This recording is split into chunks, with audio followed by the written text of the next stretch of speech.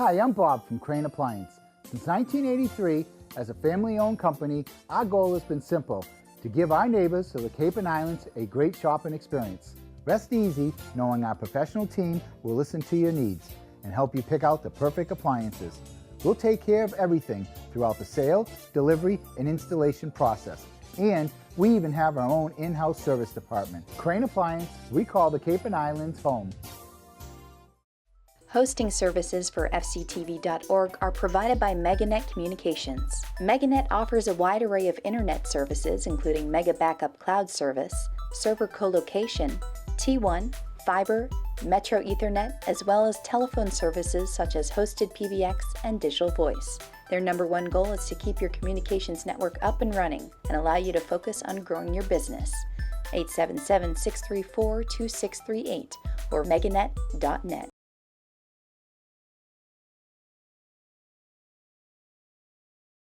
Good evening and welcome to the meeting of the Falmouth Select Board. It is Monday, August 12th, 2024 at exactly 6 o'clock.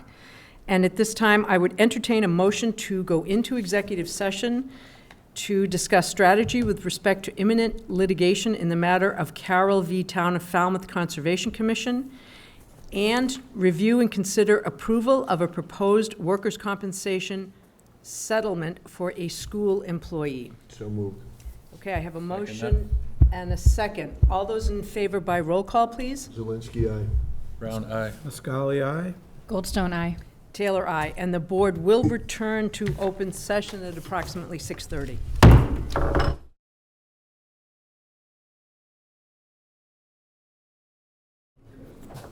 Good evening and welcome to the meeting of the Falmouth Select Board. It is Monday, August 12th, 2024 at exactly 6:30, and the board is returning from executive session. At this time, I would ask you to please silence all of your cell phones and please check that they are silenced, and anyone who is audio or video recording this open meeting is to notify the chair. Thank you, and I would ask you to stand for the Pledge of Allegiance. I pledge allegiance to the flag of the United States of America and to the republic for which it stands, one nation, under God, indivisible, with liberty and justice for all. Thank you. Any recognitions from the board tonight? Did not prepare anything. I do have an announcement, but no recognition. Okay, we'll move right into announcements then. Go ahead, Mr. Muscali. Thank you, Madam Chair. I just wanted to remind the public that the Falmouth Walk is this Saturday. Over the past 20 years, the Falmouth Walk has donated over $1 million to various nonprofit organizations in the town. They have been donating approximately $50,000 per year. The walk starts on Saturday at 10 a.m. in the morning. People can register online. Starting on Thursday at 3 p.m., they can also register in person at Timber Axe Bar and Bowl on Friday from 4 to 7 and Saturday morning at 8:30. Thank you, Mr. Muscali. Any other announcements from the board? Okay, we'll move right into public comment. Public comment may be made on routine matters not on the agenda this evening. Your comments are limited to 2 minutes. Please introduce yourself, and since the matter has not been placed on the agenda, the Select Board may not participate in a discussion or have any debate of your topic. Is there anyone here for public comment? Yes, please. Maury Harlow Hawks, 9 Old Dock Road, and as you know, we can't put thank yous in the enterprise. So I'm here tonight to thank a group again, the Marine Environmental Services, the DPW, and the Beach Committee and staff for their unbelievable work that they did during the wind turbine debacle to keep our beaches as safe as they could. Thank you. Thank you. Thank you. Anyone else here for public comment? Okay, seeing none, we will move right into committee interviews. And tonight we are interviewing and appointing committee members for the 250th Anniversary Task Force. Mr. Renshaw, did you want to kick this off? Don't have anything to add, Madam Chair? No? Okay. We start with the applicants. We'll go forward with the interviews. Rachel Lovett is on first.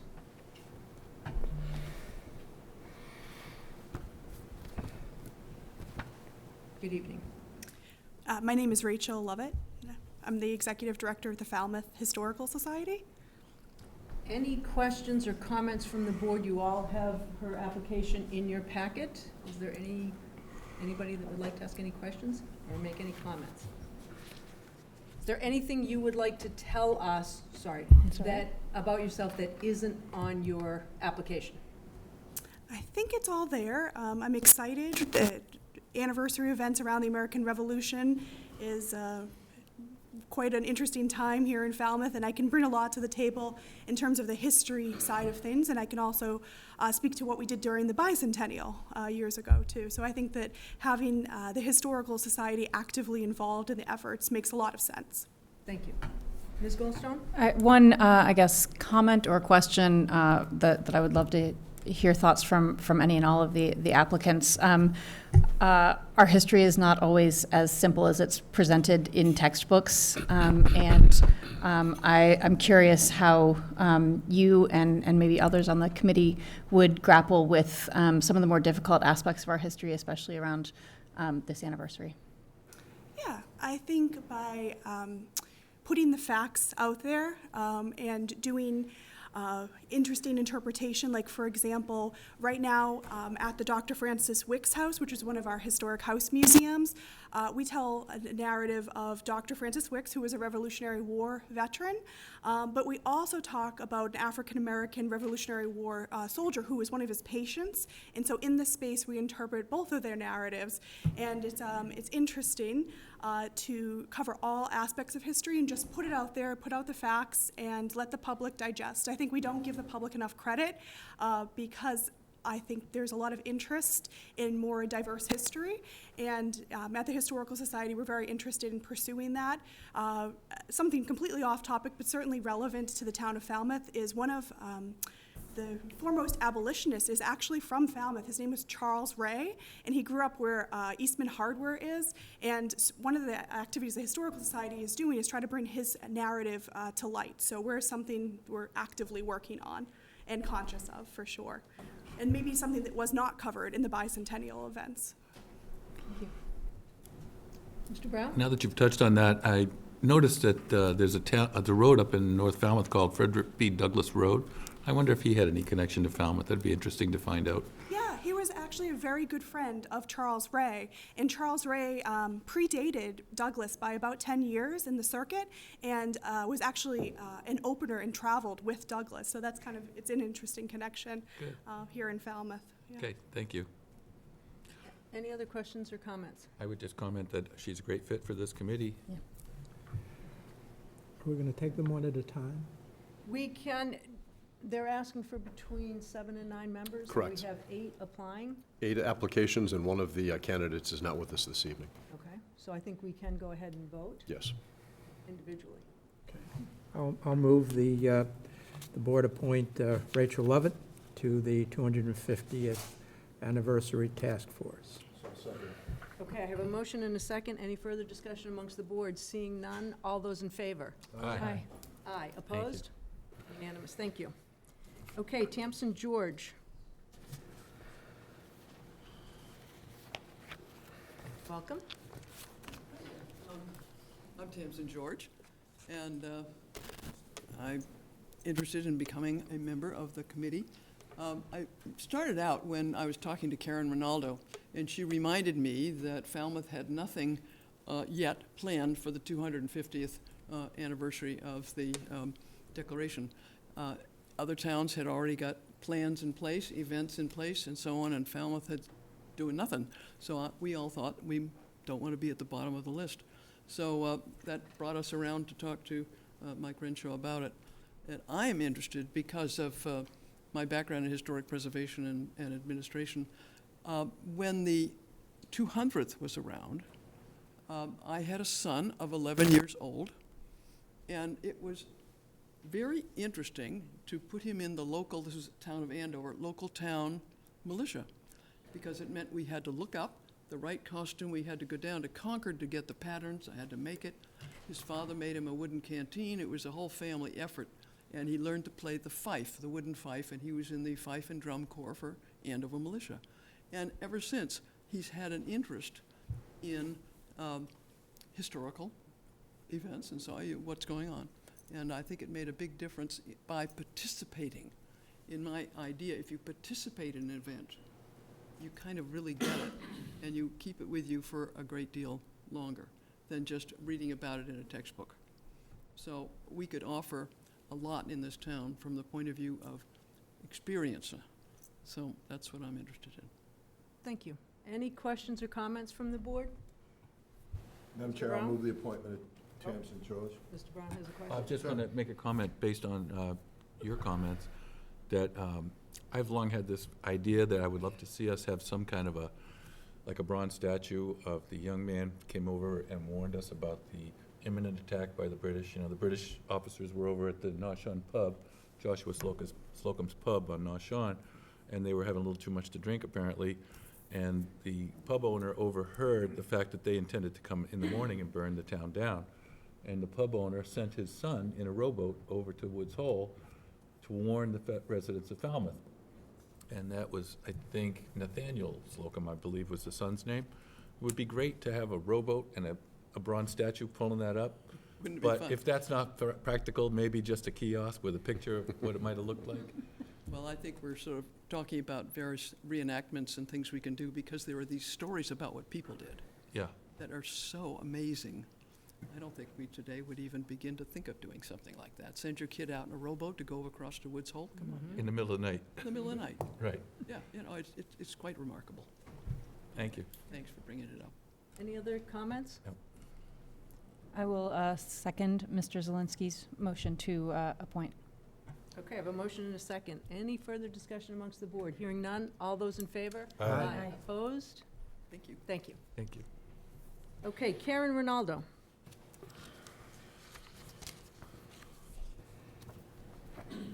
Good evening. I'm part owner at the Gallery on Main and started my business here in Falmouth in 1972. And just to be able to say the word semi-quincentennial is pretty nice. And to be a part of it in our lifetime, I think, is very significant. And for all of us to have some involvement in it is leaving behind our fingerprints on a very important time in our history. And to your point in your question, Heather, I think any time you're dealing with historical facts, nature, as a visual historian, it becomes my job to investigate and clarify and quantify and just reach deep into what makes something historically accurate so that it dismisses some of the questions and it presents the truth as close to we can portray the truth. So I'd be honored to be a part of this task force. I was a member of the Bicentennial Committee. I was involved in the Tricentennial Committee's work. And I think history just plays a part in our lives on a daily basis. It's what you do every day in trying to make the world a better place. And I think as a visual historian, you try to make the historical element of where we live and what we do a little more acceptable, a little more friendly, and important to the lives of the next generation to come. That sounds good. Yeah. Any questions or comments? I would just say I would agree with all those points, and I would move Karen Ronaldo to be a part of this committee. I'll second. Okay, I have a motion and a second. Any further discussion amongst the board? Seeing none, all those in favor? Aye. Opposed? The ayes have it. Thank you. Thank you very much. Thank you. Okay, Paul Dreyer.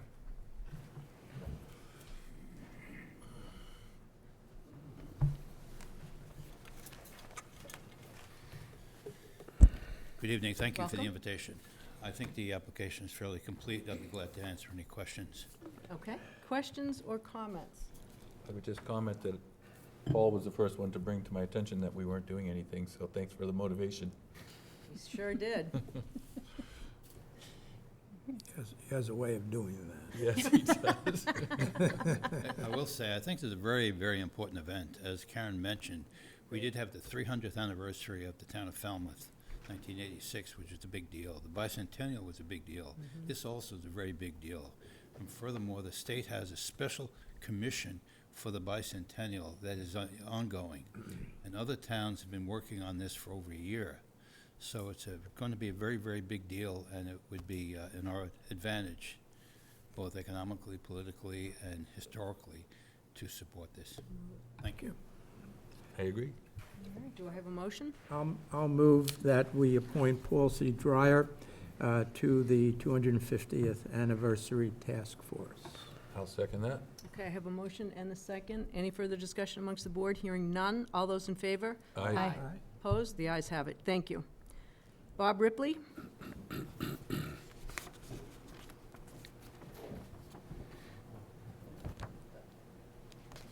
Hey, good evening, I'm Bob Ripley. So for about a year now, I've been entrenched in the 250th. Some of you know I work up at Concord Museum as the chief operating officer up there, and so we've been entrenched much. As a matter of fact, yesterday we had a celebration up there. It was 250-day countdown to the 250th. So we had about 700 folks visit us yesterday, and it was pretty exciting.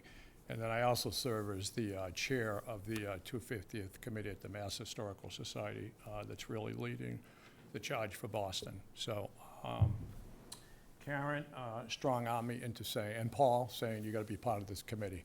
And living in this town, I'd be happy to do that. So, Excellent.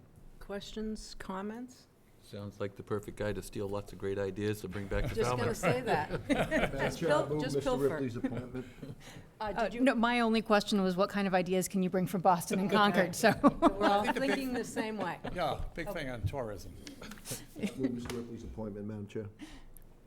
I'll second that. Okay, we have a motion and a second. Any further discussion amongst the board? Seeing none, all those in favor? Aye. Opposed? Ayes Thank have you. it. Thank you. Thank you. Kevin Doyle. Welcome. Thank you very much. I'm Kevin Doyle. I'm a former president of the Old Stone Dock Association, and I am presently an inspector downstairs for the first precinct on voting days. My association here is that I'm a former Lexington Minuteman. I served in this whole concept since from 1973 to 1983. And I wrote the script for the battle in Lexington Green. And a piece part of that script called for Thaddeus Bowman to ride up to Buckman Tavern and alert Captain Parker that the British were on their way, the regulars were coming. And I like your idea about the rowboat, because what my idea is that I'd like to focus on the battle as Karen portrayed it right here, for the bicentennial operation. That was in 1999, right there. And my thought is that we can reenact the battle almost every year, starting now, in August, so that everybody becomes aware of it while we still have tourists in town. And so we can do the battle in 25, 26, 27, 28, and then in 29 is actually the 250th anniversary of the Battle of Falmouth, at which point we can have a rowboat come to shore and say, they're coming. We can probably organize some of the local yacht clubs to get some ships offshore. And my suspicion is if we invite certain membership, the local Minuteman companies, they'll be glad to participate in something real like this. There were 200 Minutemen on the beach on that day. So if we reenact it in August and we have sort of an offset so that we can get the tourists involved in these lead-up years and we can rehearse the battle just a bit. We do the battle every year in Lexington. People come from miles around. There's 10,000 people to watch it. So I think if we reenact it in August instead of April, we'll have a lot of people there. It'll start to generate a little bit of conversation about what Falmouth is doing. And then in 2029, we can actually do it in April. and we'll have built up some body of knowledge on how to do that and so forth. So that would be my contribution. Questions or comments? That sounds great. Maybe we can get some local people with sailboats to put up British flags and sit offshore. There we go. I think we can get lots of people to shout lobster back and some of those sorts of things. And to your point, during the revolution itself, there were 15 Wampanoags that were killed. And in fact, when you come right down to the fact of, from behind each fence and farmyard wall, the farmers gave them ball for ball.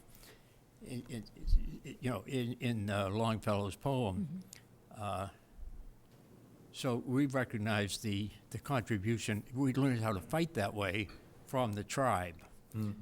Up until then, we were able to defeat the strongest army on earth at that point, the British Army, because they were still marching down the middle of the road, and we were fighting from behind each fence and farmyard wall. Right.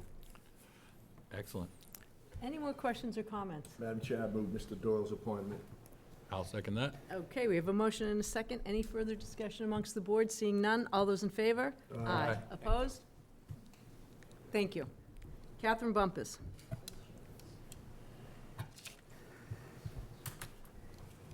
Hello, I'm Catherine Bumpus from Precinct 1, and a little bit to Heather's question, though I didn't know you were going to ask it, I brought a book recommendation for everybody, and it's called The American Story, Conversations with Master Historians.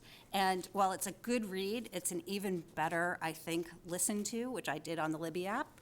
And it's conversations with people who did biographies of notable Americans. And it's a very interesting read, and it brings optimism back to me that, we've seen our founding fathers, our founding people were not always as perfect as they were presented. And to say we can have a really good look at the background of people and take a good look at what history has brought us is important. And so to bring that to the 250th will be interesting. Good idea. More good Any ideas. questions or comments? No, From the I'll just board? say, I love that you mentioned optimism in that, because I think others have spoken to this, the being able to bring history into the present day and also engage a younger generation and in a forward-looking way is really important. So thanks for that. Excellent. Is that a motion? Motion to appoint Catherine Bumpus to the task force. Second.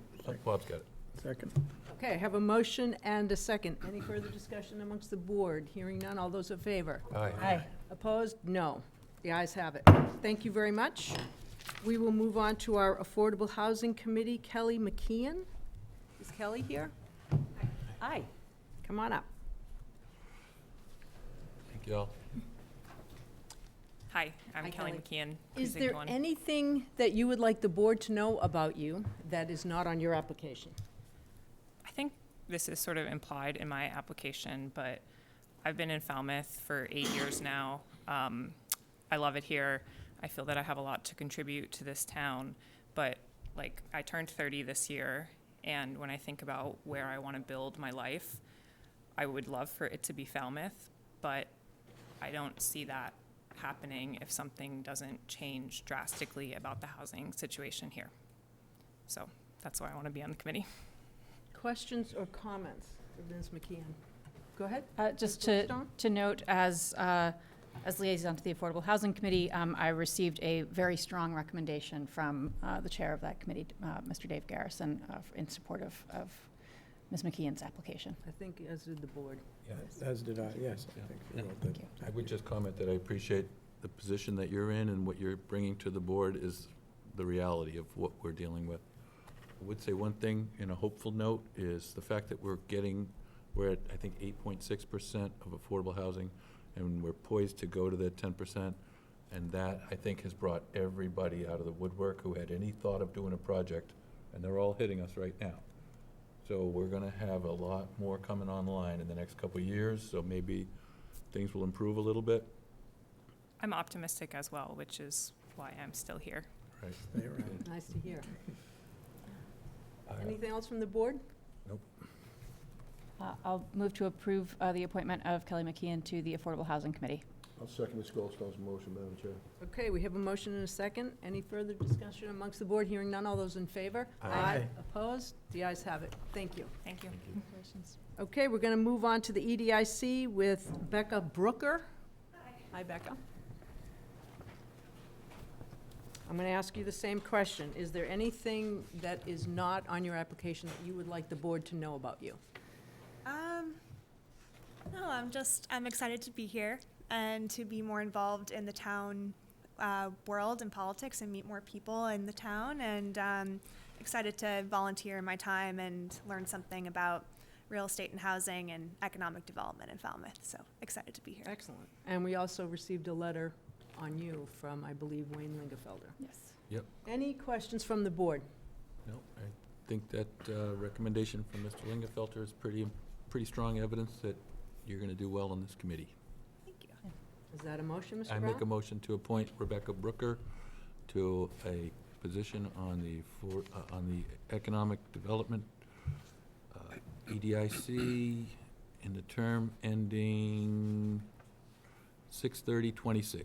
Madam Chair, I'd second Mr. Brown's motion. Okay, we have a motion and a second. Any further discussion amongst the board? Hearing none. All those in favor? Aye. Opposed? Madam Abstention. Chair, I'll abstain as I'm a member of the EDIC. Thank you. Thank you. Guys have it. Thank you, Thank you. congratulations. Thank you. Okay, we're going to move to the report for the, from the Falmouth Cultural Council, Ms. Kochemba, and I'm going to limit you to 15 minutes. We're a little bit behind. That's right. Welcome, Alice. Thank you. This is the hardest part, Peter. I might need your help to figure out how to, because I don't think it's on.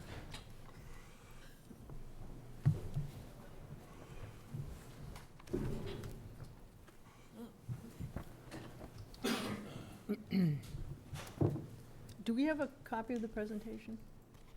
There's a copy of a letter, a statement. I didn't see a PowerPoint. Okay, it's not a, that's what I was wondering. This. All right, so that's the one that's on. Thank you. All right. Well, as Nancy said, I'm Alice Kochemba.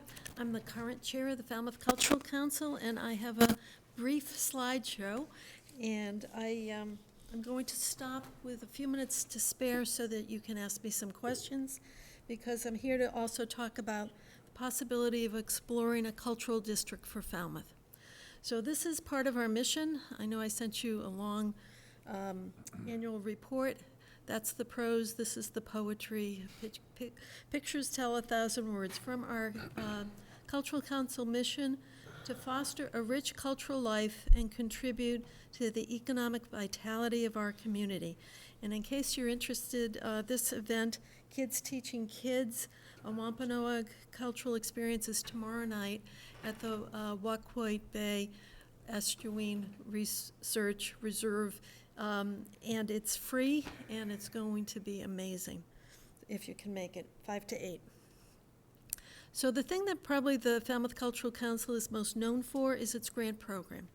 We're part of the Mass Cultural Council's Local Cultural Council program, and this past year we funded 26 grant projects with $20,000, and thanks to the town of Falmouth, half of those funds came from the town budget, the town manager's budget. $8,400 from the Mass Cultural Council and $1,600 from the art market. Of those 26 grant projects, 96% were fully funded with a typical range of $250 to $1,000. So being fully funded really counts when you're only getting $250 to $1,000. So again, thanks to the leadership of the select board, the town meeting, and the town manager's office for making this a permanent part of the budget. The other thing that you might not know that we do all year round is community engagement. And this is going to be a little bit of fun. We dramatically increased community participation in our annual survey. The annual survey is used to create our funding priorities that the council uses to inform its decisions about what projects to fund. And so here we're going to go. In 2021, we had 60. 2022, we had 80.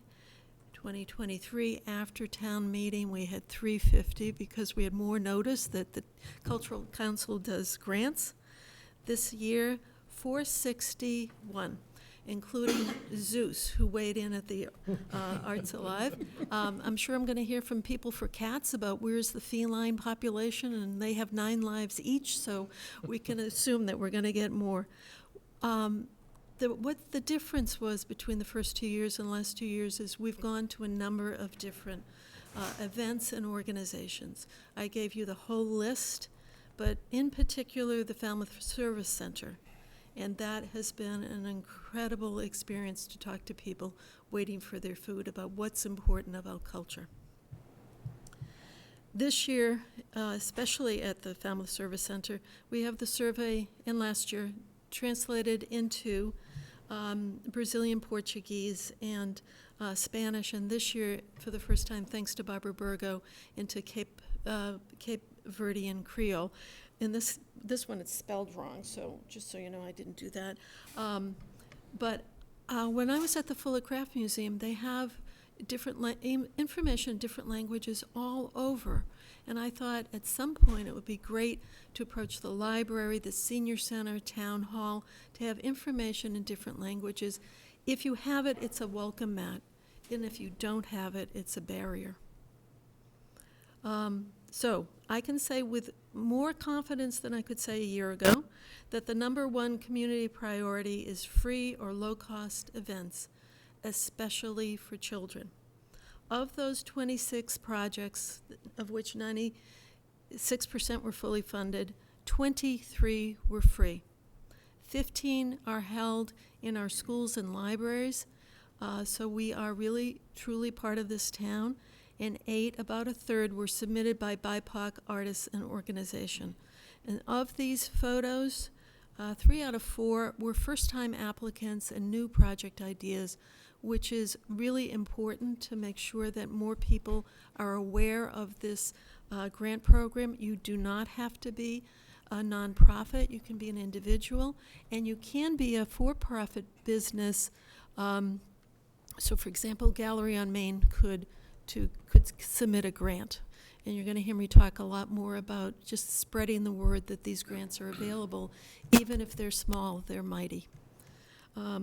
So these are three out of the 4. The woman, Mary Wilson with the puppet, is the only one who's come back to town more than once. But people love the pitter-patter puppets, including me. All right. This is the first Cultural Council grant program that we have funded, Music at the Table. It's a live music outreach program for our community members who have not yet achieved stable housing. So in addition to the $1,000 grant, this program has wings. We've received thus far $7,700 in community donations, and we have a plan to continue to solicit funds for other foundations. It just took me a while to figure out everything had to go before the select board before we could send out grant applications. If I had more time, I'd tell you some of the most moving stories from this past year. All the money, by the way, funds the musician's stipend. We have no administrative costs. We worked with all the stakeholders, and I would invite everybody to come at some point when you can on a Tuesday between 11:30 and 12:30 to St. Barnabas's Great Hall or under their tent, sometimes in the summer. The mood of the guests and the social engagement of the guests increases when we have live music, and that's what we anticipated. And you remember from last year, we got this story at the Falmouth Service Center that one of the homeless had no access to live music after the town band stopped, and that's what gave us the idea. This program has just been featured in the Mass Cultural Council's e-newsletter, Culture Connects, as a model for other local cultural councils to use. And the other thing we are just, thrilled to pieces about is that we now have 2 student representatives on the Cultural Council, and you've met them both. Luke Akoshi Michel is a rising junior at Falmouth Academy. He took the survey to his soccer team and to everybody he knew at Falmouth Academy. And Rima Petrosian, whose goal is to become an art teacher. She has taken on our social media, which, believe you me, is the right age group to do this, and it takes it off of me. So both of them are active and positive and just the right people to have on the council. The rest of us are a little older, and we have 12 total members, of which we're all equally invested. Everybody comes as often as they can, and everybody helps out. So the thing I really wanted some time for us to all talk about is there a way to further integrate the arts into the town? These are two examples from two cultural districts, one in Wellfleet. What if a local artist designs the beach sticker? And this is in Western Mass, the Shelburne Falls. They have 5 what they call hill towns, just like we have villages. What if students create a mosaic mural for each of the villages in Falmouth? Cultural districts tend to do projects. We do grants and community engagement, and they do projects. And we're going to start to talk about funding for this new, and what I would like from you is some support to at least initiate a process to get a cultural district for Falmouth. You know, I think it's time that we create a cultural district or 2 for Falmouth. They shine a spotlight on the arts and culture. That's Malim and his son, the ZYG 808, who's just 21. They're both amazing musicians. And we have a wealth of artists and musicians and practitioners of the arts. The second part of the cultural district is to increase economic vitality of our community by marketing to cultural tourists. In Orleans, they say they get $32.70 for every dollar that they spend on the arts, so that there's a significant payback. Now, I haven't had time to verify that with other people, but I think it's time to think that the arts is an economic driver that's maybe worth an investment. So 10 years ago, Falmouth did submit an application. If we had gotten the application, we would have netted $60,000. If there were 2 cultural districts, one in Falmouth Village or Main Street and one in Woods Hole, we would have gotten $60,000 each in the last 10 years.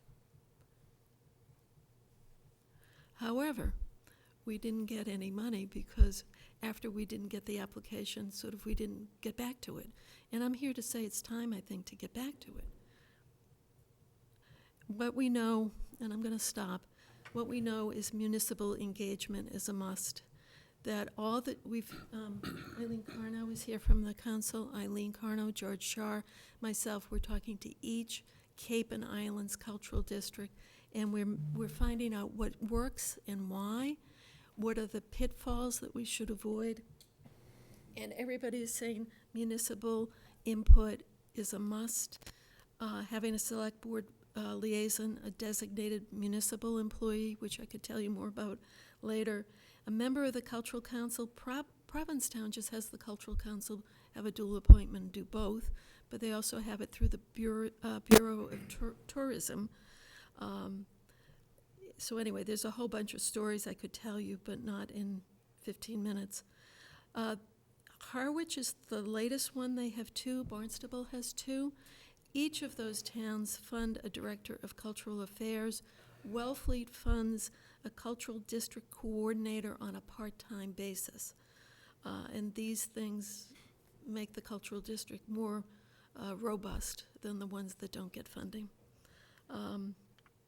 And I can give you more information, but I think, I'm just going to say, both the Falmouth Cultural Council's mission and a cultural district would overlap in terms of both of them would work together to foster a rich cultural life and contribute to the economic vitality of our community. And that's where I stop and let you ask me questions. Thank you. Any questions or comments for Alice? I have one question, Alice. What was the reason why we didn't get approved on the initial application, 10 years ago or whatever 10 it years was? ago. Two things. One is the footprint should have been walkable. Now it's moved to navigable. So in other words, you'd have to have a shuttle from downtown Falmouth to go to Woods Hole, which we do. It extended, as best I know, and I wasn't there at the time, that we submitted something that exceeded the footprint. So could it have included the Art Center and the FCTV, and could it have gone down to the marina?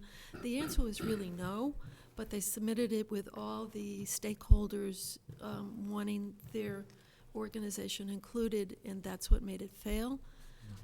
Now they basically say, don't look at the past, like get your management team together, start doing this. Carolyn Cole will meet with us, either by Zoom or in person. It's on pause till FY26. We have time to make this work. And I think we have enough assets to certainly do that. And I would actually think we should have two, one for Woods Hole and one for Falmouth, personally. I would just follow up. I did get a sense that when we described to them at the meeting that you and I attended, what our limits of our, how we're kind of spread out, they seem pretty receptive to that. Absolutely. Absolutely. I think this is all we need is just the right people to commit to do this. And I think there's a real openness to getting it done at the Mass Cultural Council level. Yeah, it's great. Any other questions or comments? Thank you so much. Can I just make one more comment? Yeah. You had these wonderful people come together to talk about the 25th anniversary task force. Just because I happened to be on the agenda and I happened to see that, I sent Rachel Lovett an email saying that the Mass Cultural Council and the Massachusetts Office of Travel and Tourism have a new grant program specifically to fund projects in the range of $5,000 to $100,000 for that particular thing. So all I'm saying is, can we put the pieces together? Can you imagine just get the right information to the right people at the right time? And you would have your rowboat. Okay. Sounds good. Thank you so much. Thank you. Well done. Okay, we're going to move to the update on the Eversource Martha's Vineyard cabling project and revised project schedule. We have Peter McConerty here, and the board is not taking any formal action tonight. And we have given you 10 minutes.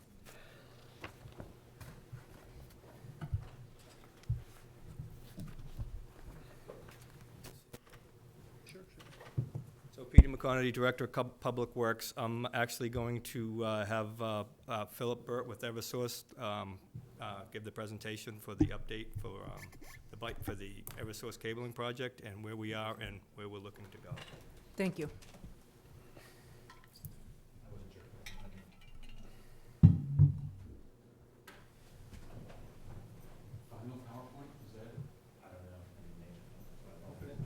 Anyone open somebody else's? Yeah, good. This was a PDF. They sent it via PDF. It wasn't a PowerPoint. Oh, format, so I don't think that's it. Okay. I printed a map, isn't it?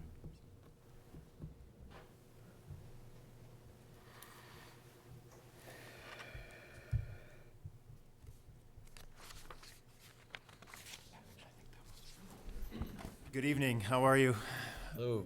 Philip Burt with Eversource. I apologize for walking in late. I left Brewster at like 10 after 5 this evening and didn't know that the Bourne Braves were again like in the Cape Cod Baseball League champion. So I got off the highway at exit 1 there at the canal. I was stuck in traffic for a good solid 20 minutes. So my apologies. Could you pull the mic back sure. a little to the middle? Yep. Thank you. So I'm here this evening to present an update on the Martha's Vineyard Reliability Cable Project. I came before the board a couple months ago and got a little update on the bike path portion of that project. But I wanted to kind of step back and provide a little bit of a larger overview. I know for like Ms. Goldstone, new to the board, so I know some members of the board are familiar with the project from its onset to the end of it, but I'm going to go through the project a little bit, give an update on where we are on it, I'm sure you've all seen some of the work that's been happening in town. And then talk a little bit about a schedule update that we need to make on the project. So actually, let me go back to this for 1 second. So this particular project is a reliability project for Martha's Vineyard. So I joined Eversource April 1 after spending about 20 years of my professional career in municipal and regional government on the Cape. And a lot of that work was in emergency management. So a lot of my interfacing with Eversource was very much of the nature of like, let's get the lights back on. It was like a power management thing. It was simply a power outage, let's get the lights back on. Since I've joined the company, I've had sort of a crash course in what we've been doing and what's coming down the pike, power-wise, for the Commonwealth. And this project is really just one piece to a much larger puzzle that's happening across the state with respect to power infrastructure. So I think one thing you'll see from us going forward in the years ahead is more of sort of me coming out and giving updates on these projects to towns like Falmouth, but all across the Cape and really all across the state. Because like so much of our infrastructure, our power grid is old and really does need some serious updates. So like I say, and sort of my experience with Eversource was always very simple. Like, we have power outages, we need to turn the lights back on.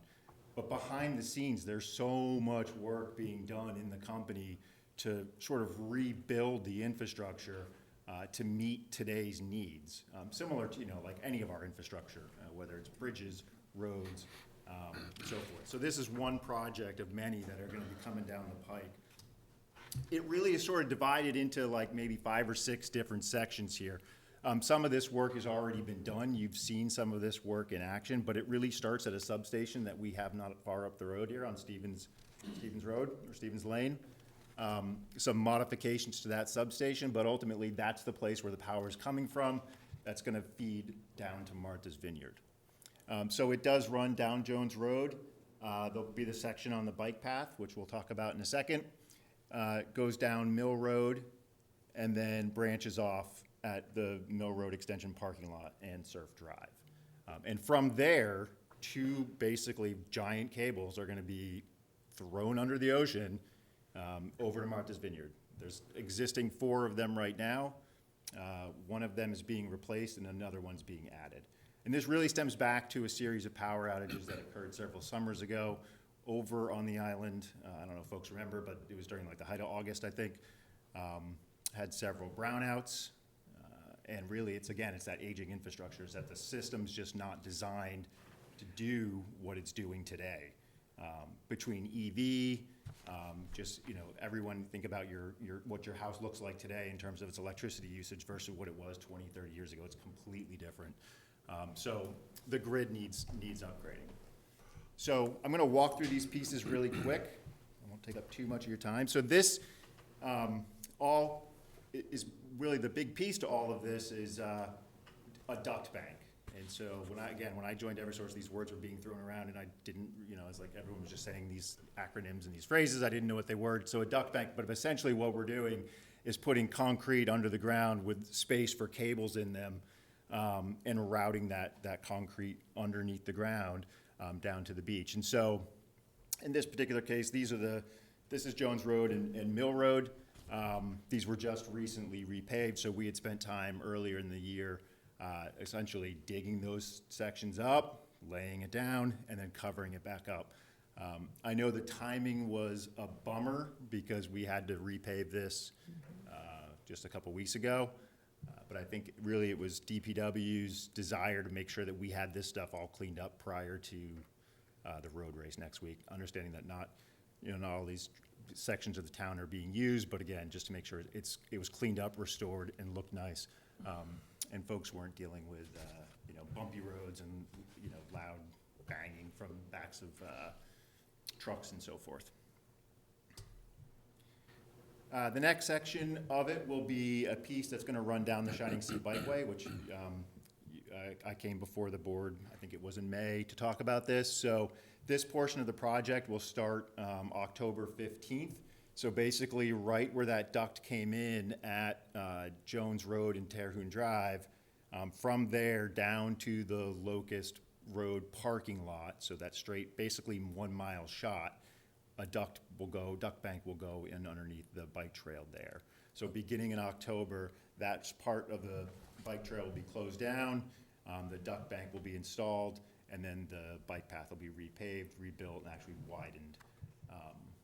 And so that's coming up, and that the time frame on that is to have us October 15 to December 31. But really the biggest part of this, the hardest part of this work is coming later in the year. This is one piece, this September 16 to December 31 piece is one piece of sort of 3 pieces that have to happen down by the water, by Surf Drive, at the Surf Drive parking lot and the Mill Road parking lot. So this particular portion, again, we're talking about duct bank installation. So if we're going back to the map here, the section between F and G basically is getting the same exact duct bank work that went, down C, down D, all those areas there. That's all being the same process has to happen for those areas. So initially, when we had set out to do that, so there was actually there was a sort of an opportunity here to add some value to a project. So if you're, this particular position, you're looking west towards Woods Hole in this image. On the right-hand side of this image, there was actually, it was found there was an existing duct that the initial idea was to try and use that existing duct to run this. It was determined, though, that with between sewer lines, water lines, aging infrastructure, that it would be much cheaper, faster, better to do it on the sort of the left side of this, and to have the opportunity to partner with the town and replace a, like, what I think is a 120-year-old water main. So that work will be done as part of that. So when we go in there to remove the duct, we'll be actually pulling up water main and new water main will go into place as part of that work. And I think the other big piece to that is that that particular section right there, I think the DPW's had a long desire to shift the crosswalk from the sort of furthest, I think it's east portion of the Surf Drive parking lot, and move it down so it's safer for pedestrians when they're coming down. I'm not sure what that is right there. But really so like I said, this is out of 3 pieces, this is the one. So we have, in 2014, there was a HDD, horizontal drilling, that took place in town. It was to do the exact same type of project, which is to drive this cable through the land close to the sea, and then it comes up offshore, and then is dragged by a ship to the other end. So as part of this process, we have to do 2 of these. One is going to be leaving from the Mill Road parking lot, the other will be leaving from Surf Drive, and then on the opposite side of the Sound, on Martha's Vineyard, the exact same process will take place in horizontal directional drilling. Those cables will be pulled up and then connected into power on the Martha's Vineyard side. This work is scheduled for early January to mid-May. The big caveat on this, though, for us, in order to get all of these things wrapped up in time, is to have 7-day-a-week drilling at those locations to make sure that we're not extending past our time to be able to do work in town. So as part of our existing MOU with the town, there is language in there that does say that it is known to the town that we can come in and do extended work hours, but I think the spirit of that was to make sure we came before the town, got town approval for that, and we didn't just go ahead and do it without, working with the community on that. So that's, this is the real big portion of this project.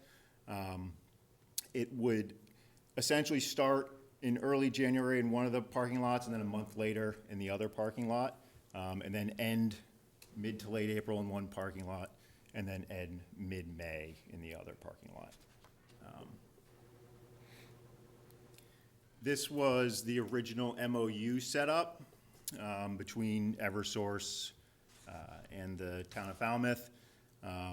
Those are the original values that were put in place as sort of that negotiation that took place, which predates me on this. But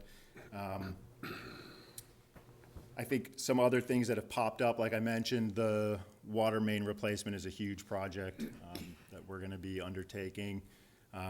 With all of the work that was done on Jones Road and Mill Road, there were a number of water system tie-ins that we were able to accomplish to sort of at cost. The widening of the bike path. And then another piece to it, of course, was a dedicated feed to Falmouth Hospital of energy right out of the Stevens Lane substation to improve reliability at the hospital, which was an important one, obviously, for everyone. So here's a look at like what the timelines are basically, like I walked you through. The Stevens Lane work is basically just some pole maneuver and some short duct work. That'll be coming up, that's right across from the district court there. And then our work in Surf Drive will start in September, and then the Shining Sea Bikeway in October, and then that horizontal directional drilling, which is sort of the key piece to this, will start in January and go until mid-May. And I see that we have some questions, so I'm going to open it up for questions. Mr. Muscali, do you want to start? Yeah, sure, thank you. When you say 7 days a week, what hours will that be going on? So at least specifically. Yeah, so the hope would be for 12 hours a day. So it's going to depend on, so 7 a.m. to 7 p.m. would I think be Jake would probably be the standard on that. Yeah, so, but I think given the time of year, yeah, no, I'm going to just say 7 a.m. to 7 p.m. because ultimately the clocks change and the sunrise changes in that time period, but ultimately it's all going to be the same. So 7 a.m. to 7 p.m. in that stretch. You mentioned light and noise barriers. I assume for that, can you explain what those Sure. would be? So there's a couple different ways that this is done. The thinking with the light barriers is that, again, with the winter season and the short amount of daylight, that there might be generators there that have to provide light either in the morning or during the evening just so workers can see what they're doing. So we would have physical barriers that are put up to block some of the light and to absorb some of that noise when it's set out. I do know that our project manager has done a lot of research on the amount of noise that comes from this whole process, and I think there is a distance where it's 50 decibels. It's less than traffic noise, 45 decibels at 100 feet. Okay. So, but it would be to capture any of that, just to make sure, that we're not causing it to be more difficult than it already is, I think. And then just one more, and Go ahead. when we're talking January to mid-May, we are getting close to, the popular time of season, especially at the Surf Drive parking lot. Will we be, I assume we will be kept informed if you're running a little behind schedule and so that we can know what's going on down there? Oh, yeah, absolutely, but I think the total intent would be to make sure that we're out of there. That's the whole reason of the 7 days, is to get us out of that location before the summer season even comes around. But yes, I recognize the. Okay, thank you. Ms. Goldstone? Yeah, I have a couple of questions about the Surf Drive portion of things. I love the idea of having an extension of the sidewalk there, but I'm curious what that will, in the end, look like for bikers on that stretch of road. Does that essentially eliminate space on the side of the road for bikers there? So right now, he did show a photo. I don't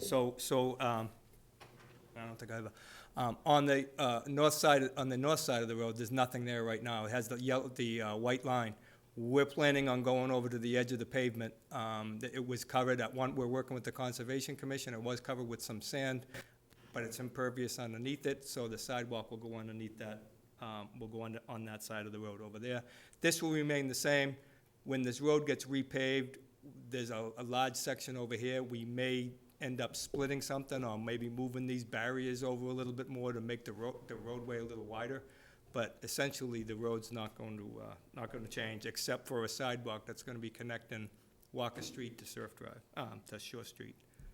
I'll also note, and this just jumped out at me seeing this presentation, that with the timing, with the bike path closed and at the same time the work going on at the top of Surf Drive, from my experience for bike commuters, you've cut off basically the two main ways to get from downtown Falmouth down towards Woods Hole for bike commuters who are trying to avoid Woods Hole Road. So it might be worth some outreach to the, if not, it hasn't already been done, to the Bike and Pedestrian Committee and just to the biking community in general. Yeah, so we have a team of folks who are working with them. Staff, I don't know, does our project services work, which is essentially working with the butters, working with the bike committee. We have meetings scheduled with them, and they've been part of the plan to devise a sort of a separate route around that. But yeah, it's a very difficult time to you know, the calendar's so condensed.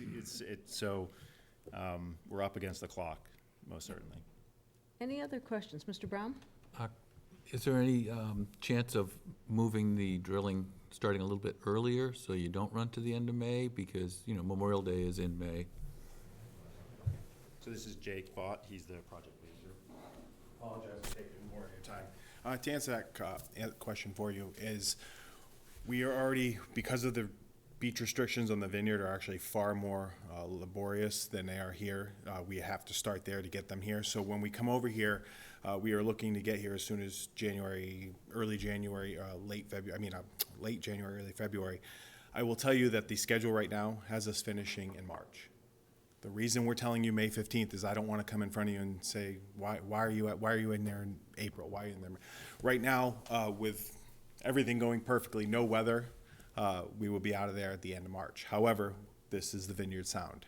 We do a lot of work with barges when we're doing this work, and anything over 21 knots of wind or 4-foot seas, which we would see on a calm day, could potentially stop us. Now, there's a bunch of mitigating factors in there. Sometimes we can work through the seas, but we have to anticipate about 45 days of weather. That is the absolute worst case scenario. We went through NOAA data and everything and said, what is the worst case scenario? And that's May 15th. We will not be there May 15th. Go ahead. Could you explain a little bit about what you mean the time constraints are more challenging on the vineyard? Well, it's so here we are in 2 parking lots. So when it comes to everything from the plovers and the coastal zone management, everything like that, we are actually in physical parking lots, so they don't have the same footprint, the same restrictions. In the vineyard, we are actually on the sand in 2 beaches. So it's far more labor intensive as far as the environmental permitting, the time of year restrictions, and then they also, due to our proximity to the water. So you feel like you need to do that one first? Is that the idea? Well, it's not that we feel. We've looked at it, we've analyzed it with environmental, with permitting, with everything else, and it's the only way that it is sustainable to make it happen on time. Okay, thank you. Any other questions from the board? We are not being asked to take any formal action tonight. This was simply an update and looking at the calendar. Just wanted to make Mr. McConerty? Just one quick comment. Yeah, so when this work is completed, the parking lots, both Surf Drive will be repaved, Mill Road will be regraded, it'll be brought back to existing conditions. Surf Drive, as everyone knows, most people that travel Surf Drive, and bicycles included, we have some water flooding problems at the end of Thomas Lane and also at the end of Walker Street. Our goal is, what we're looking to do is connect these pipes from Walker Street, from the final section of catch basins from Walker Street, down through Thomas Lane, out under the sidewalk, and out through a outlet that's at the end of Shore Street, and that's what we're working with right now. So for the town of Falmouth to be able to basically piggyback onto the back of Eversource's permitting going through the Conservation Commission, and it's helping us out to be able to do that. It's a lot of different work. And what will happen is when the contractor, which is Lawrence Lynch, to be out there doing that work, we're also going to be looking for Lawrence Lynch to be doing the work for the water main and also for the sidewalk work and drainage work. When it's done, it'll be much better. The Surf Drive will be a much better project, and the bike path will be too. Great, thank you. One last thing. Go ahead. Just wanted to comment that I really appreciate all the work in kind and, you know, all the incentives that Eversource has provided and the additional work now that's involved with Surf Drive, so I really appreciate that. Yeah, thank you. You're welcome. Great. Anything else from the board? Thank you very much. Thank you. you. Okay, we're going to move to consider vote to amend Little Pond Place LLC lease of town property at 41 Spring Bars Road. Peter Johnson Staub.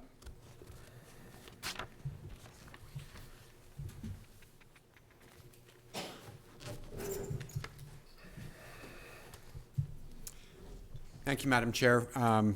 First, thank you to Select Board Member Goldstone for suggesting an illustration, because this will make it a lot easier to understand what these two agenda items are about. So this polygon, if that's the right term, is the area leased by Little Pond Place, which, as the board may know, that is a project brought forth by the Falmouth Housing Corp. So the housing is not shown over here on this image, but the issue at stake here tonight is we're seeking the board's approval to amend the lease and some related documents. The 41 Spring Bars Road, on which the 40-unit affordable housing was constructed, is owned by the town and leased to Little Pond Place. Part of that leased area is this driveway, or this old path that goes out. So this parcel here is town-owned conservation parcel, and there is a project that has been funded to remove invasive species and create public access to this Little Pond waterfront. In order to, the most environmentally friendly, most cost-effective way to create that driveway, that access to this conservation area, is through this existing path, which is now in the leased area, and the documents that you're being asked to approve tonight would take that portion of land out of the leased area, so that it would be under the care and control of the town, and the liability would be with the town. And I do want to thank Linda Clark. It was a significant amount of work that was required to get these documents into form in order to facilitate this town project, to provide this public access to the open space. So that's what this is about. There are 4 documents that the board is asked to approve as the select board, and then the next agenda item seeks the approval of the select board as the trustees of the Falmouth Affordable Housing Fund to 2 related documents. And if you go over to Little Pond Place and you drive there, it's pretty self-explanatory to get there and to get to the conservation piece. Any questions or comments from the board? I guess one question in terms of the plans for the final project, creating a driveway, will that be additional paving, and then would there be additional parking on that town lot for the public access? Is that the idea? I believe it is going to be paved, and yes, there will be parking to get to the open space that we're seeking public access to, yes. Go ahead, Mr. Brown. Is there a place where we can see the conceptual drawings, or are there any conceptual drawings of the actual development of the site? So the project is headed up by the Conservation Department, and there is a plan, but yeah, so conceptual drawings, yes, but imagery of what it's going to look like, that's limited. It's a fairly small project. Okay. The project is creating the access and invasive species removal, and then at a later point, perhaps some kayak stands to facilitate that boating access. Oh, I was guessing you would do some restoration of that ground site and maybe plant some vegetation. Yeah, it is yes, within a limited budget. A lot of it is, a chunk of it is invasive species removal, and then some plantings. Okay, yep. Thank you. Any other questions or comments? I would move approval. The motion is right there. Motion to execute all documents as requested by staff. Okay, I have a motion and a second. Any further discussion amongst the board? Seeing none, all those in favor? Aye. Aye. Opposed? The ayes have it, unanimous. And we will look at number 4, and that's consider vote to amend the documents related to the Fund of Affordable Housing constructed by Little Pond Place LLC at 41 Spring Bars Road. Anyone want to make a, I would move approval of that as well. I'll second Mr. Brown's motion. okay, and again, I believe that is the motion to execute all documents as recommended by staff, again. Okay, Mr. Brown, you second, Mr. Zelinski. Any further discussion amongst the board? Seeing none, all those in favor? Aye. Opposed, unanimous. Thank you. Mr. Renshaw, consider a request for a sign variance. Thanks, Madam Chair. The applicant, or the sign company, Johnson Homes Incorporated, on behalf of our applicant, and I'm going to probably mispronounce the name, but I'll give it a try. My French is a little weak. Masson Volant in Boulanger Patisserie. How'd I do? Okay? Okay, thank You you. know what you're talking about. They are the applicants who filed an application to the building department back on May 23rd of this year for a variance to section 184-37, which pertains to wall and roof signage. Per the building office, the 20 feet of store width, the business is allowed 20 square feet of signs by right. The building office has done a calculation of the area of each sign that's been submitted for consideration, and has indicated that each sign, it has indicated that the ellipse sign, which you have a copy of in your packet, measures about 11.78 square feet, and the rectangular sign, which is proposed to hang over the door, is about 11.5 square feet. The calculation that the building department made shows that the total area of all three signs exceeds that 20 square foot total by about 15.09 square feet. So the total area is about 35.09 square feet. According to the building department, it's believed that the previous signs which were installed, I should have mentioned these are replacement signs of previously existing signs, were oversized as well. The building department, in a series of emails, which are also part of your packet, has indicated that the office does not have any issue with this application for the variance to sign code 184-37.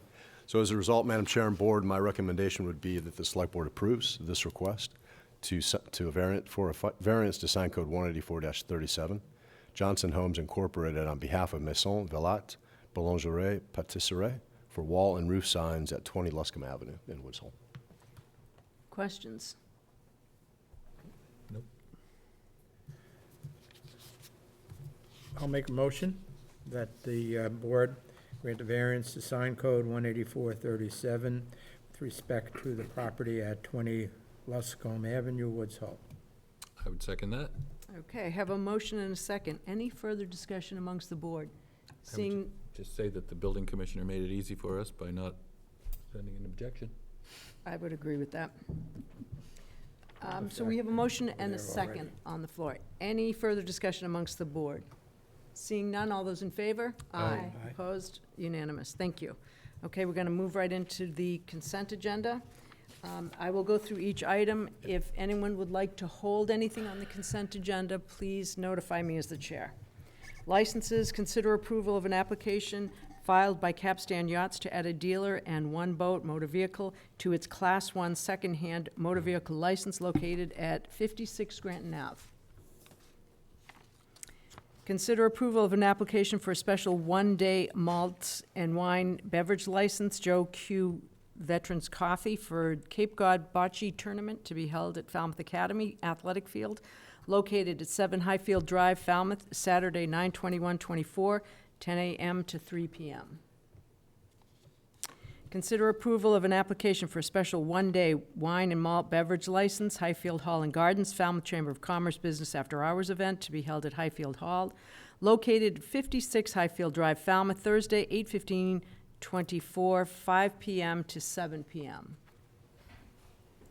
Consider approval of an application for a special one-day wine and malt beverage license, Woods Hole Historical Museum, Oyster Talk and Tasting, 579 Woods Hole Road, Thursday, 8/22/24, 5 p.m. to 7 p.m.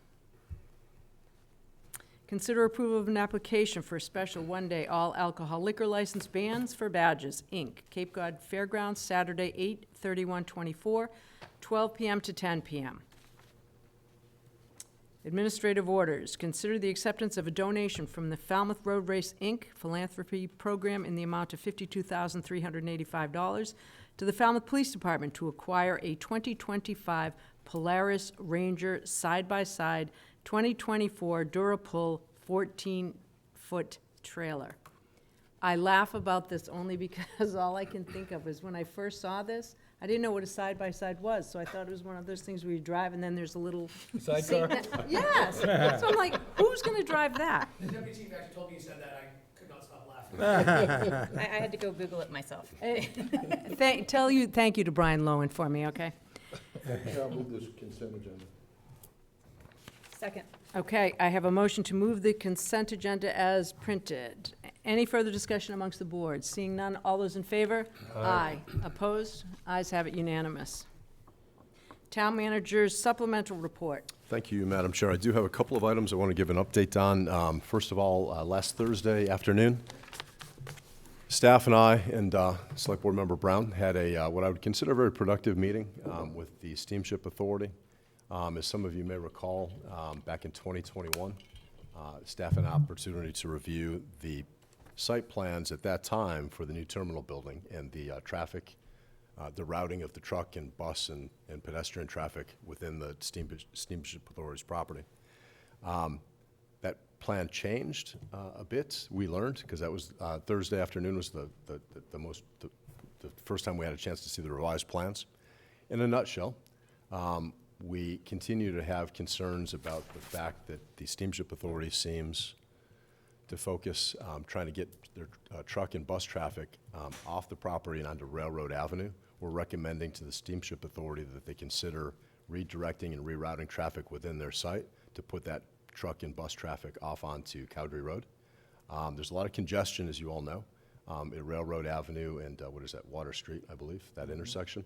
A lot of visibility concerns and issues that have been brought to light by the police department.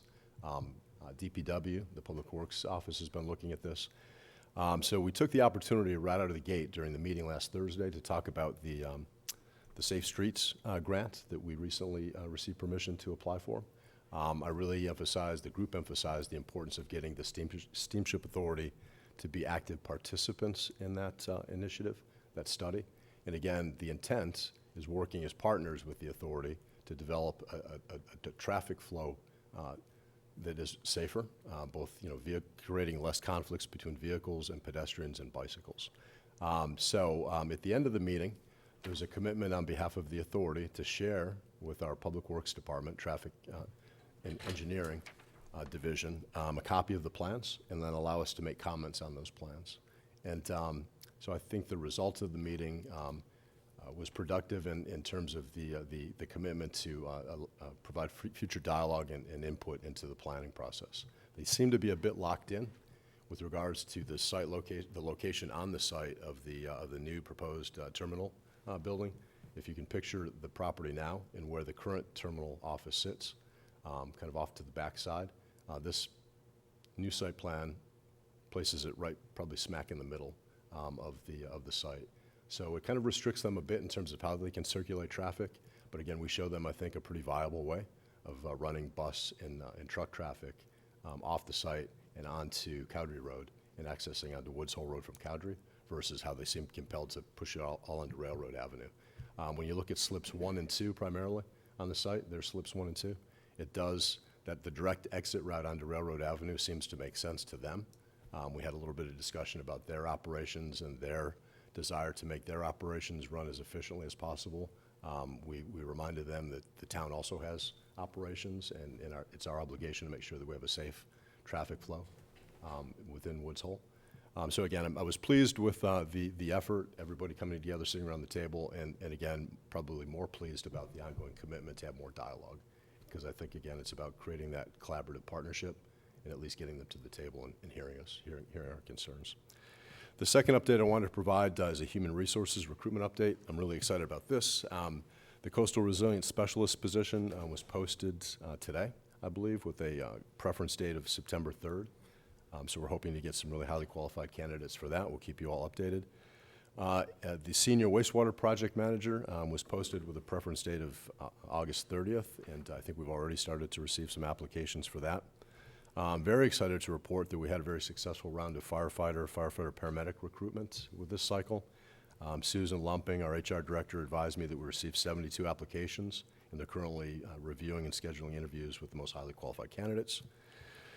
And lastly, with regards to human resources updates, as you all know, our communications dispatch center has been challenged for the past several months with regards to staffing. We currently have, it's full staffing complement of 9 dispatchers. We currently have 5, so we have 4 full-time vacancies. We implemented what's called the critical pre-employment screening test, and basically that puts candidates up front before we invest the time and money, basically in training them, puts candidates in the application process through a kind of a skills-based assessment and kind of grades them and provides us with an objective score, which is going to basically save us a lot of time on the back end. After we train them, we were finding we were getting into situations where we had qualified applicants. We would hire them and then put them through the paces of the training regimen, and they would not be successful. So this critical system, the software basically that puts them through the skills assessment, is going to allow us to identify those folks that perhaps wouldn't be successful, and allows us kind of an objective measure so that we get the right candidates that have the skill sets to be successful before we put them through the training. We had 45 applications that applied in this latest cycle for dispatch communications officer, and we're currently looking at 25 of those applications, or 25 of the 45 candidates took this critical screening, and HR and the dispatch communications director are currently conducting interviews with 10 of the most highly qualified candidates. I'm really hopeful, the team is really hopeful, I should say, that we're going to fill those remaining 4 vacancies either with a combination of these 10 candidates that are being interviewed, or perhaps 1 or 2 additional per diems that we've been relying on that are considering coming to Falmouth full-time. So excited that we're finally going to close that gap and get the communications office fully staffed. And that's all I have, Madam Chair. Thank you. Okay, let's move on to select board reports. I just have one quick one. I put out an email asking for some topics for the workshop, and I appreciate the feedback that I got. So we're going to structure it in a way that we're going to do the strategic planning piece, but I think what was sent to me in terms of agenda items are really, really important, and they're specific. So what I'm sort of cueing you to is that your day is going to be longer than I had originally intended. So I'm hoping that that's okay. I also may be scheduling another workshop because I think we really need time to just dig into certain things. And then the third workshop that I'm going to set up is going to be about relations with the town manager. So we have a lot of things coming down in the next couple of weeks. So I just want to let you know about that. Any other select board reports? Mr. Muscali? None tonight. Oh my, okay. Ms. Goldstone? None from me. Maine was awesome? Maine was terrific. Great. Mr. Brown? I can't resist. So I attended 2 meetings related to SSA this week. The first was a meeting with the Port Council where two subjects I requested to comment on one was the 5:30 vote on their schedule. I reminded them that we have a standing letter from this board asking that vote be discontinued. I reminded them that this seems like a golden opportunity to revisit their schedule with the new boats with the larger capacity, the extra lane. And I pointed out that in our letter, we, I think, identified that there's some opportunities in the later morning where they could shift some of that load and avoid that 5:30 boat. My argument was unsuccessful. The Falmouth representative did vote to oppose to the schedule, but all the others voted in favor of it. But I was more encouraged with the next agenda item of the 41 North freight was approved by the board, even though it's very limited, once per day in the morning. It's still something, so there's a little bit of improvement there. And then, as Mr. Renshaw mentioned, we attended the meeting regarding the Steamship Authority site, and I appreciate Mr. Renshaw's optimism with the conversation, but I felt a little differently. I was very disappointed to find that after 3 years of waiting to hear from some updates and some outreach to our DPW, that they've got a final plan already in place, and they've already awarded the building contract, which includes the plaza. And I pointed out to them on their map that the positioning of the building and the plaza don't allow enough room for a bus to get around that plaza and exit out of Cowdrey Lane. So they've got all their bus traffic coming in Cowdrey and going straight out onto Railroad Ave with no opportunity for any other exit. And the bike path crosswalk is right there. So all the buses are gonna be coming out right where the bike path is, and it just seemed like a missed opportunity to think of something a little more creative and have a little more dialogue with the DPW engineering.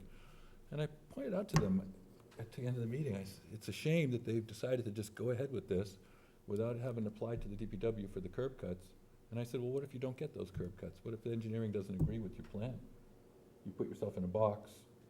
But I'm sorry to say that after many years of dealing with the Steamship Authority, I just feel like they can do whatever they please, and we're just gonna live with it.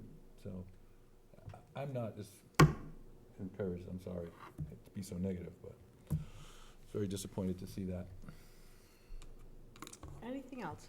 CCMPO meeting got canceled for this month, so I'd like to go to that. And one more comment about something that was much more positive. I attended the police and clinicians presentation to the Veteran Center, which was very informative, how they work together and how they've already found that having the clinicians ride with one officer can be sometimes problematic, because if an officer gets involved with a traffic incident, it may take longer. The clinician sitting there, another call comes, it's problematic.